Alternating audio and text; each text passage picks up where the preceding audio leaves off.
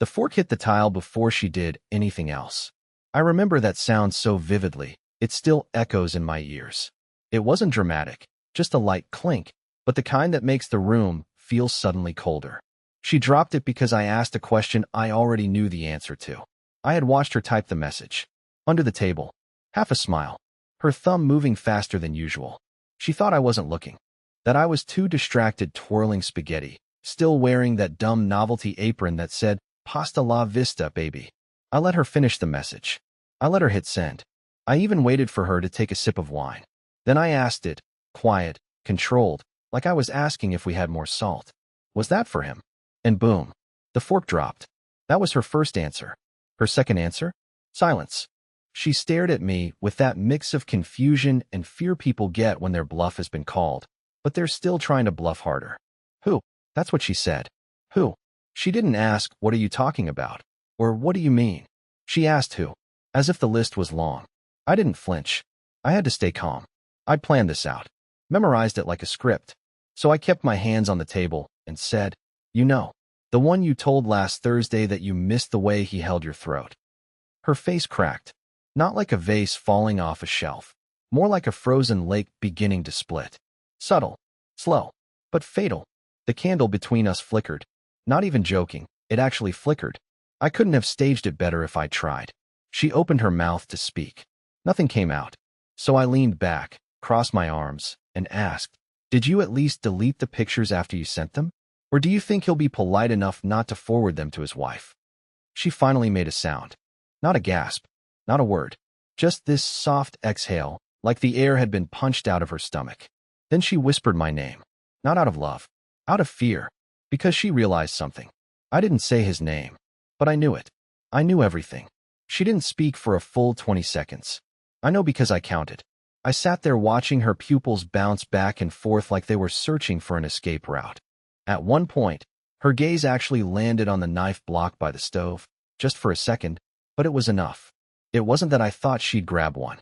It was that she looked like she wanted to carve herself out of the situation and disappear. I stayed completely still. That silence. It was the only power I had left, and I was gripping it with both hands. She finally said, "I don't know what you think you saw." And I almost laughed. Almost. But it caught in my throat and turned into something colder. I said, "I saw the photos. The ones with the mirror. The ones you forgot to delete from your cloud backup. You're wearing my shirt in one of them." That was the moment her bottom lip twitched. It always did that when she was seconds away from either crying or screaming. She chose neither. She stood up slowly, as if any sudden movement might make the room collapse around her, and walked over to the sink. Turned on the water. Just stood there with her back to me, gripping the counter, shaking slightly. I stayed seated, trying to keep my breathing even. My heart was pounding so hard it felt like it might bruise my ribs. I said, "How long has it been going on?" Nothing. Just the sound of running water. So I asked again, louder this time. "How long?" That's when she turned around, eyes glossy but dry, and said the most ridiculous thing I've ever heard. It didn't mean anything. I stared at her like she'd grown a second head. I wanted to scream. But instead, I said, "You made pasta with a man and sent him selfies in my clothes and told him you missed his hands around your throat, and that didn't mean anything?" She flinched. Good. I wanted her to. I needed her to feel it. She finally said, "It started after that fight in May, when you said I was emotionally distant." I blinked. "So your response to that was to get emotionally naked with someone else?" She didn't respond. I don't think she could. And that's when I pulled out the envelope. Quietly. Placed it on the table. She didn't even look at it. But I saw her shoulders tense like she knew what it was. "You might want to sit back down," I said. "We're just getting started." She didn't touch the envelope. Not at first. She just stared at it like it was ticking. I didn't rush her. I leaned back, arms folded, watching her like a man who's seen the ghost of his marriage float by and isn't sure whether to chase it or let it drift. Finally, she reached out with trembling fingers, peeled the flap open, and pulled out the glossy 8x10. Her breath caught. Not gasping. Just stopped. Like the oxygen had been ripped out of the room. She was looking at a photo of her and him, sitting in the corner booth of Rossetti's Trattoria. The same place, she said, gave her food poisoning 2 months ago. The same place we used to go for anniversaries. They weren't kissing in the photo. Just laughing. Holding hands across the table. But it was the way she looked at him. That glow. That soft-eyed gaze she hadn't given me since before the pandemic. That photo hurt more than any explicit one could have. She dropped it on the table like it burned her, but I didn't let her move on. "Turn it over," I said quietly. She hesitated, then flipped it. I'd scribbled one line in red ink on the back. Taken by his wife. Her knees buckled, and she collapsed into the chair across from me like gravity had just remembered her. His wife?" she stammered. I nodded. "Her name's Adrian. She reached out to me a week ago. Turns out she figured it out before I did. She recognized your stupid perfume." My voice cracked on the word stupid, and I hated that I couldn't keep it together. But she needed to see it. To hear it. That I wasn't just sad. I was shattered. She looked stunned, panicked, calculating. "Reggie, I didn't. This wasn't supposed to," she started, but I raised my hand. "No. Don't you dare say you didn't mean for it to happen. You made dates. You had jokes. Nicknames. You told him you loved him. That's not an accident. That's effort." She reached for my hand, and I pulled away so fast it knocked over my wine glass. Red spilled across the table, slow and thick, like blood in a crime scene. "You're not the victim here," I said, voice trembling. "You were just really good at pretending you were still mine." She looked down at the mess between us, silent.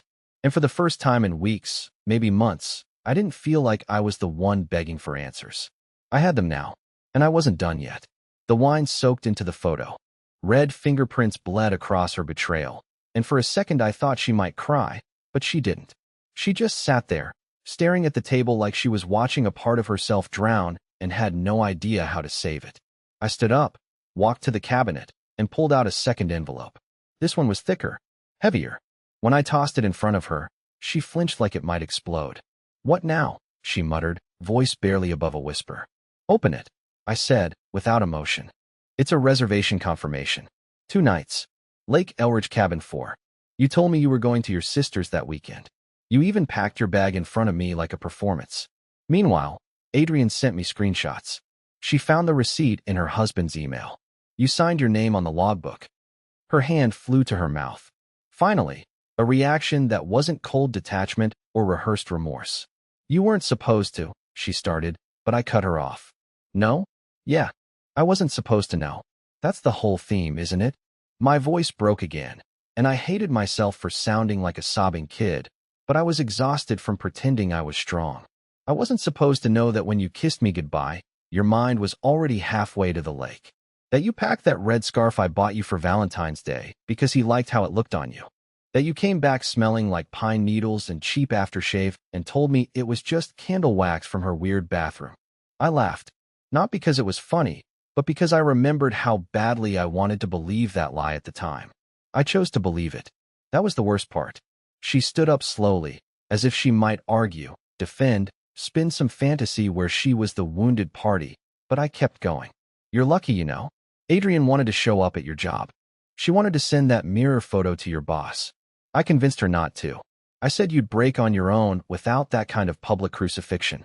My hands were shaking now. I couldn't control it anymore. "But now I'm wondering why I protected you. Why I was the one making sure your world didn't collapse in front of your colleagues while you were so willing to let mine rot in silence." She finally spoke. Quietly, carefully. "Because you still love me." And I just stared. Because it was the kind of thing you say when you don't want to admit that love doesn't always survive impact. Especially not when it's been hit that many times. I turned around, walked to the hallway, and opened the coat closet. She watched in silence as I pulled out my suitcase. The same one she borrowed when she went to Lake Elridge. "Where are you going?" she asked, her voice cracking. And I said, "Not far. Just somewhere I can eat pasta without wondering who taught you the recipe." Her footsteps were soft, but frantic. I could hear her behind me, trying not to cry loud enough for the neighbors to hear through the walls. I opened the front door slowly, more for the drama than anything else. Not because I wanted to hurt her, but because I needed her to remember what this moment sounded like. The quiet thud of a suitcase wheel on hardwood. The creak of a door that had seen too many rehearsed goodbyes. She said my name like it was a question, like she was still figuring out whether to beg or to blame. But I didn't turn around. Not until she asked the one thing I didn't expect. "Are you going to tell him?" That stopped me cold. She wasn't asking if I was leaving forever. She wasn't asking if I was okay. She was asking if I'd ruin him. Him. The man who sat in my chair at that lakeside cabin probably drank from my mug, maybe even wore one of my old hoodies she borrowed years ago and never returned. I turned back slowly, watching her face twist into something desperate. Wow, I said, you're not even pretending anymore. You're really afraid I'll blow up his life? She said nothing, but her silence screamed the answer. I stepped toward her, suitcase still in my hand. You know what's funny? I said, the man who took my wife is the one you're still trying to protect, and the man who gave you everything is the one you're okay letting walk away. Her eyes welled up. No tears fell yet. Just that glassy shimmer of someone who finally sees the fire reaching the curtains. I continued, slower this time. I already talked to Adrian. She told me everything. His schedule, his lies, the second phone. Did you really think he was going to leave her for you? Her mouth opened, but no sound came out. Just this helpless, flickering expression. And that's when it hit me. She hadn't planned anything past the thrill. She hadn't thought about the fallout. She really believed she could lie her way out of a burning building without getting her dress singed. You were just a vacation from his real life, I said. I was the fool who thought I was your real life. That was the first time I saw a tear fall. Not from guilt, not from love, from fear. Fear that everything was crumbling in both hands now, her marriage and her affair. She whispered, I messed everything up. And I nodded. Yeah, but here's the part that'll haunt you, I said. You didn't just mess up the marriage. You erased the version of me that would have fought for you. And with that, I stepped out. I didn't slam the door. I didn't scream. I left her with the wine-stained table, the ruined photo, the empty chair, and the echo of the last real thing I ever said to her. She probably thought I was bluffing, that I'd cool off, that I'd check into some cheap motel, cry into a pillow, and come crawling back by morning like some sad, broken puppy. But I didn't crawl. I didn't even look back. And while she stood there in our apartment surrounded by lies, guilt, and half-sipped wine, someone else was already on their way. Someone who wasn't coming for forgiveness. The message had been sent hours ago. It wasn't dramatic. Just a clean little text to a number that had become all too familiar over the past week. She's yours now. Ask her about the scarf. And then I turned off my phone. I didn't want to see what happened next. I just wanted silence. But silence doesn't last when storms are inbound. Adrian called me that night. Not to yell, not to cry, but to thank me. I wasn't expecting that. Her voice was steady, cold but calm. He came home shaking, she said. Didn't even try to lie. I didn't say a word. I just pointed to the guest room. I stayed quiet, unsure if I was even supposed to be part of this conversation anymore. But then she added, your wife's going to feel it. I promise. I'm not going to explode. I'm going to unravel her slowly. I didn't know what to say to that. Part of me was disturbed. Part of me was relieved. And part of me, the smallest, saddest part, felt jealous. Because Adrian still had control. She wasn't standing on the outside of her marriage with a suitcase and no plan. She was still in the war. I was just licking wounds. But the real blow came the next day. I don't know what I expected her to do. Maybe apologize again. Maybe try to call. But she didn't. Instead, someone buzzed the apartment at 10:13 a.m. She opened the door thinking it was me. It wasn't. It was Adrian. I wasn't there. I didn't need to be. Because Adrian brought the printed transcripts, the call logs, the timeline. She handed them to my wife with the precision of a surgeon handing off an autopsy report. And then she said 6 words that would strip her of any last delusion she had left. He never planned to leave me. That's what broke her. Not the exposure. Not the guilt. The realization that the man she risked everything for never saw her as more than an escape hatch. I heard about it later through a mutual friend, a neighbor who said she saw my wife sitting on the hallway floor, eyes red, door wide open, holding a manila folder like it had sucked the air out of her lungs. And the best part? Adrian didn't raise her voice once. She just let her own silence do what mine never could, humiliate her without saying another word. Meanwhile, I sat alone at a diner across town, watching my eggs go cold, wondering how many lies had been served to me over coffee and toast before I ever noticed the taste was off. But it didn't matter anymore. Because for once, I wasn't the one suffering in secret. By Thursday morning, I had moved into a short-term rental 2 blocks from the freeway. Ugly carpet, cheap blinds, but the silence was addicting. No perfume lingering in the hallways. No phone lighting up face down. No lies tucked into clean laundry. Just quiet. She didn't know where I was, and I didn't plan to tell her. But that didn't stop her from trying. First it was a voicemail. Her voice soft, shaky. "Reggie, can we just talk?" I deleted it before she finished the sentence. Then came the texts. A slow build-up. "I messed up. You don't understand. Please let me explain." I didn't reply. Not because I didn't want to. I did. I wanted to scream, to unload, to tell her just how badly she broke something I thought was permanent. But that's exactly what she wanted, emotion. Any kind. As long as it tethered me to her. So I gave her nothing. By noon, she had tried calling 6 times. The last one rang for a full minute. I let it echo in the dark kitchen of my rented apartment until the voicemail tone cut in, and her voice spilled through like a ghost still trying to live in a house it no longer owned. "I can't eat, Reggie. I can't sleep. Please. I know you hate me, but—" She paused, then whispered, "You were always my home." That line almost broke me. Almost. But then I looked over at the folder on the counter. The one Adrian gave me. The one with dates and receipts and hotel check-ins that lined up perfectly with the nights she claimed she was too tired, or working late, or at Jen's place again. And just like that, the sympathy shriveled. She wanted comfort now that her fantasy had collapsed. Now that she had nothing. But when I had nothing, she gave me pasta and betrayal and a phone full of half-naked selfies that weren't meant for me. That night, I walked past our old apartment. Not because I wanted to go back. I just wanted to see if the light in the living room was on. It was dim, flickering. I stopped across the street and watched for a while. After 10 minutes, the curtains twitched. She saw me. She rushed to the window, like someone clinging to the last rope in a storm.